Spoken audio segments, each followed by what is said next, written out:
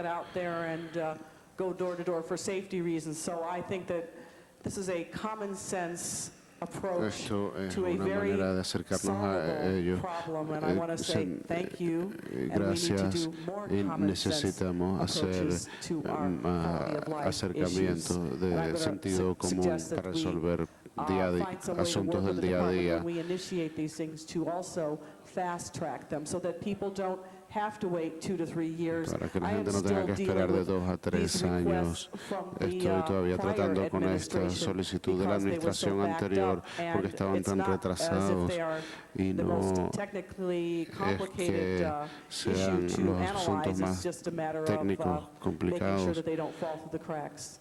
pero asegurarnos de que no simplemente desvanezcan. Señor Park. Thank you, Mr. Chair.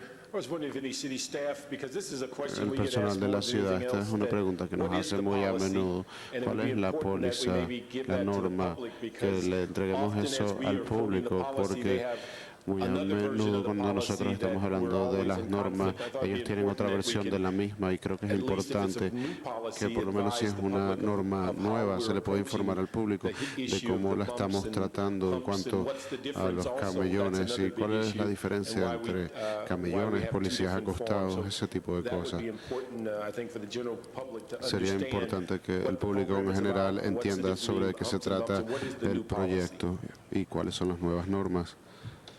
Councilmember Pauline Chan of the Department of Pauline Chan, del Transportation. Departamento de Transporte.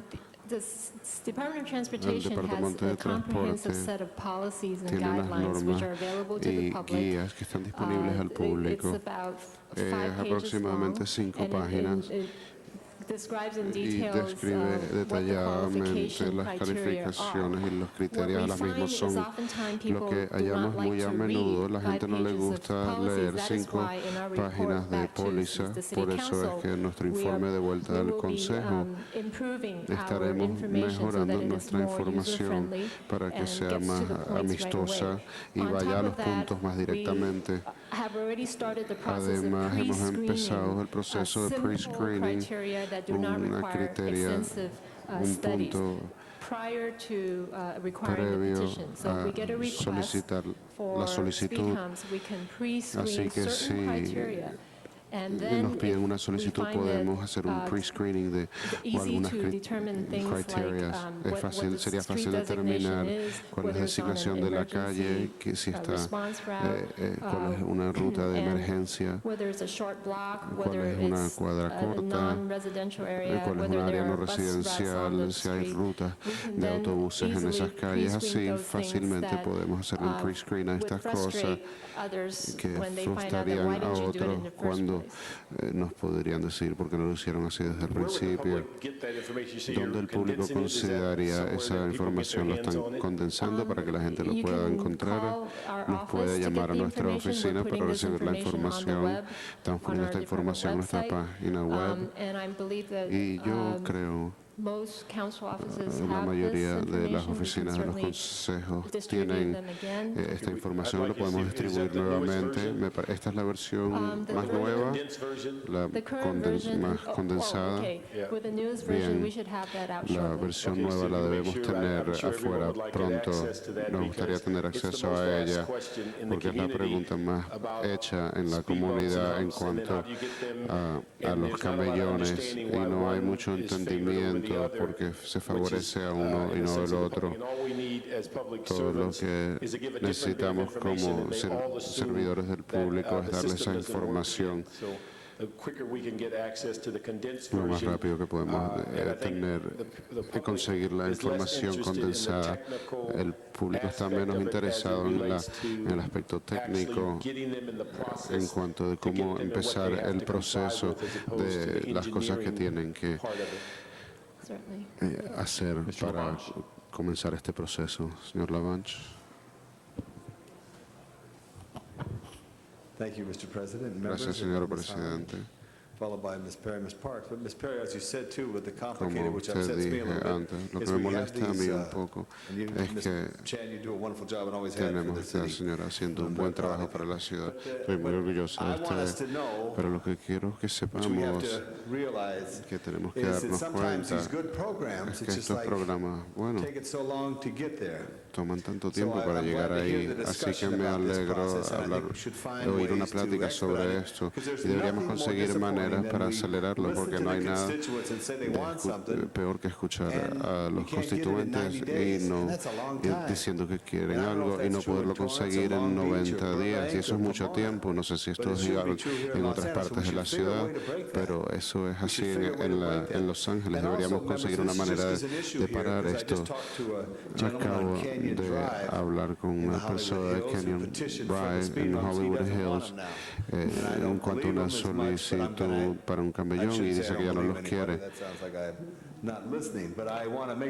Quiero asegurarme que la asociación de vecindario escuche y hagan lo correcto en cada vecindario. Pero también tuvo la capacidad, ese programa de béisbol, el señor Padilla en el distrito.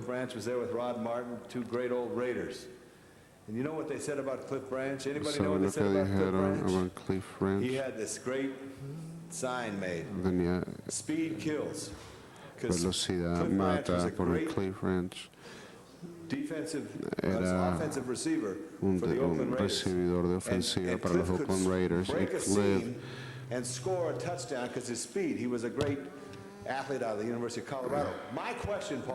mi pregunta, Pauline, es la que quiero hacer y la gente excede la velocidad aquí. Me gustaría ver esto es drástico, pero si hubiese una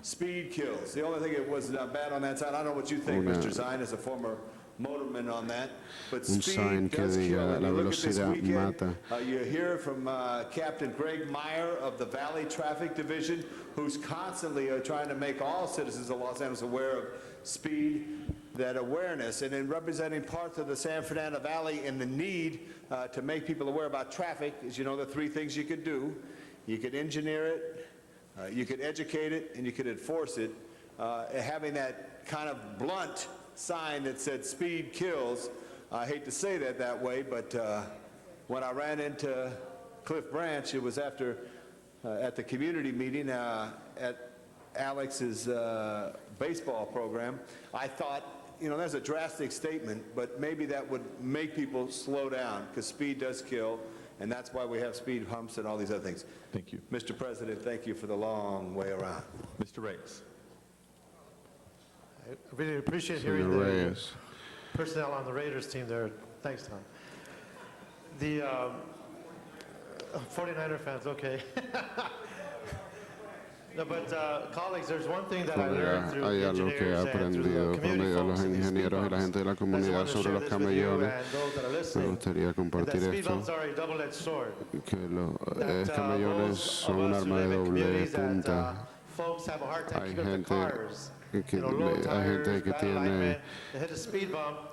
gente que tiene problemas con los camellones manteniendo sus vehículos porque le pegan a los camellones, y cuando voy a las reuniones de la comunidad hablamos al respecto. Le digo que esto es podemos tener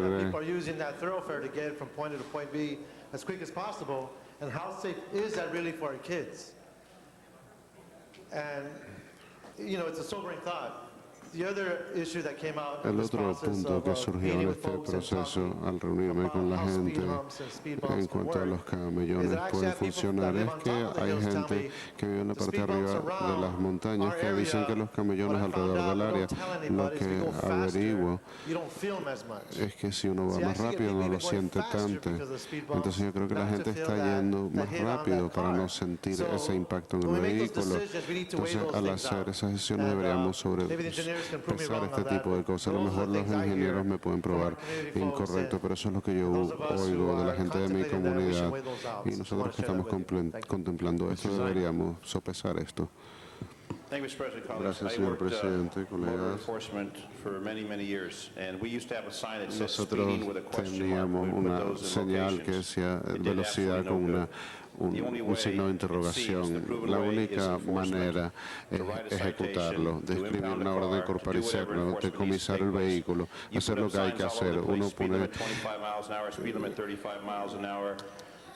señales en todo lo que uno quiera, la gente los va a quebrantar. La única manera efectiva es donde tenemos problemas con velocidad. Speeding or a speed kill sign will do absolutely no good. And we did try it in the city of Los Angeles a number of years ago. Intentamos Speeding with a big question mark. And people would then nod and say, yes, I'm speeding, and continue on their path.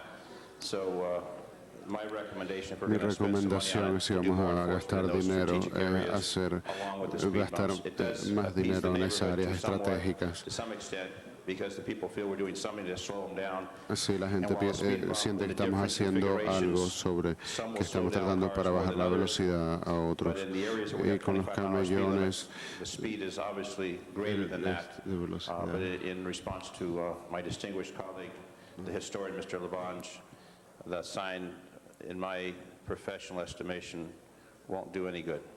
Thank you. Ms. Mizikowski. Well, I agree, there's not a perfect solution. Speed humps, one, because we have as many people in as many neighborhoods who want them, they do have an impact, and I think we've been able to show camellones through the sí Department tienen of Transportation importancia y pienso que that lo although you've got hemos somebody who's going to go speeding anyway and may learn a way around it, in fact, how many of you have been in parking lots where you see those speed humps there and people will, if there's nobody parking, they'll go around it just to avoid it. So psychologically and really, most people do have to slow down. Surveys that have been done before and after with the speed humps do show that the average speed in the neighborhood does decline. We did this recently in a test in my district, and the same thing as Mr. Reyes talks about, the upper hill people not wanting it. They're the ones who are speeding. The lower canyon likes it. We actually did a test and said we're going to put them in, and we will take them out. If you people on the upper canyon believe that it doesn't work, we'll do a verified test afterwards to see if it really has worked. And everyone had to agree across the board it worked. They were lower speeds on average. Not a lot, but again, psychologically, if the average speed is lowered 2 to 3 miles an hour, that's significant because some are going below it. So they do work, they're good. I think we've just got to work with the department, look at other neighborhood mitigation issues as well. It dawns on me that we are getting an awful lot of neighborhood mitigation funds from different major projects, and major projects do their major improvements, but then they put some fund some money.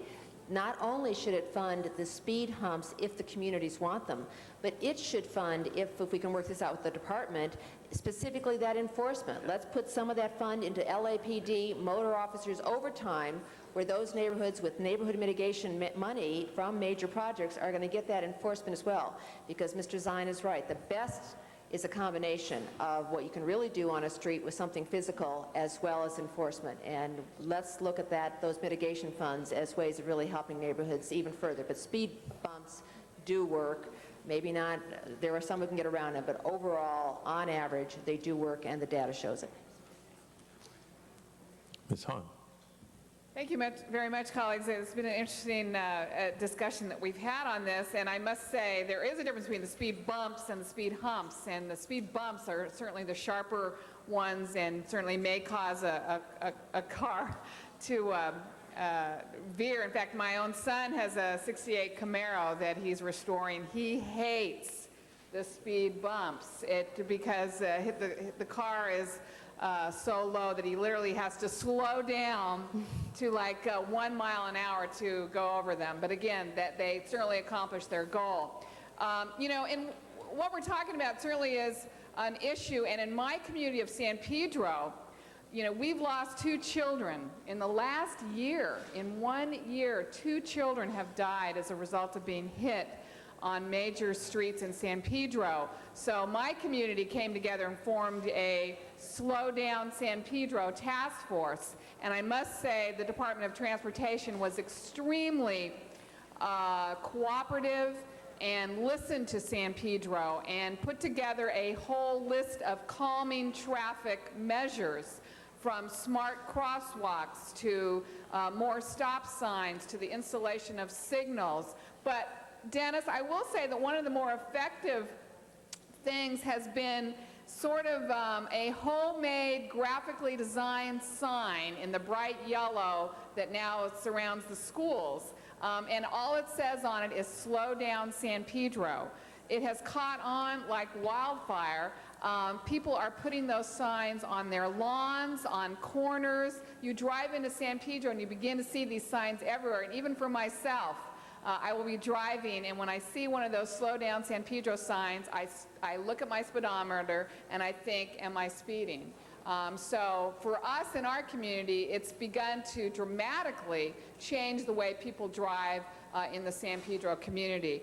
But I want us to refocus, and I know you're going to support me, to refocus on what this motion says, and that's only that from now on, each one of us can initiate this initial study to determine whether or not a neighborhood would be feasible for speed humps, so that community members, for whatever reason, don't need to go through, they may if they want, but don't need to go through the very gruesome process of getting signatures from their neighbors, and only then to be told later that their street was never intended for a speed bump. So the process can now be initiated two ways, either by signatures or by a council office. And I think, again, that will go a long way towards easing the frustration that many of the residents of Los Angeles have felt about speed humps.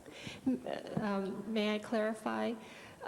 My understanding is that we would initiate the study without the petition if the council office so desires. If we find that speed humps are feasible, we would still like to have the petition, because then everyone is informed, so that we can verify that the supermajority of the folks on that block agree to the speed humps and to live with the impacts of the speed humps. Right, but they don't have to go through that to initiate the study. Correct. The study could be initiated by us. Thank you, Ms. Han. Councilmember Cardenas.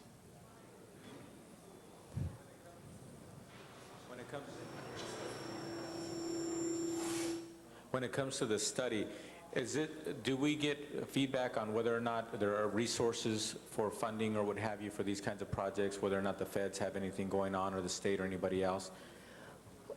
For many years now, the City of Los Angeles budget contains, at this point, $330,000 for the construction of speed humps. So there is a budget, although the demand always exceeds the budget, and that's why we're always playing catch-up. Okay. Now, those funds are in the general fund? That's correct. Okay, but my question is, do we get feedback as a city, or do you analyze, or does somebody in the city analyze whether or not there are resources for this kind of activity or this kind of expenditure by the city, maybe coming from other levels of government? But under a program of safety, under a program of transportation, improvements, et cetera? The state level has, I know of two programs. One is the Safe Routes to School grant program, and the other one is the Hazard Elimination Safety Program. Under those programs, a comprehensive set of safety measures, including speed humps, can be funded if the project warrants or gets approved by the state. Are we aware of anything on the federal level similar to that? Federal funds tend to be doled out by the states, so some of these are in fact federal funds that the state is giving us on the Safe Routes to School program. Other federal funds tend to be used for more regional projects, usually on the arterial streets rather than the local streets where you would find speed humps. Okay. So we've been able to put together that fund balance based on the programs that you just described and other resources that we have available to us? In the past couple of years, because we have additional general funds for the purpose of implementing traffic calming measures in neighborhoods, under the gas tax program, we've been able to build some of our locations that are in our backlog, so we're catching up. Okay. Thank you very much. Is there anyone else wishing to speak? ¿Hay alguien más que desea hablar? If not, Si we no, have the matter before us as amended, I Tenemos believe, un by Councilmember asunto Hahn. adelante como fue Open the roll. remodificado. Close the roll. Hablan los votos, cierran los votos. Tabulate the vote. Cuenten los votos. That matter is 14 approved. a Thank ese you, Ms. asunto Chan. que ha aprobado. Number 39, Gracias. call special by El Councilmember número Hahn. 39, considerado especial por el Councilmember concejal Hahn. Concejal Hahn.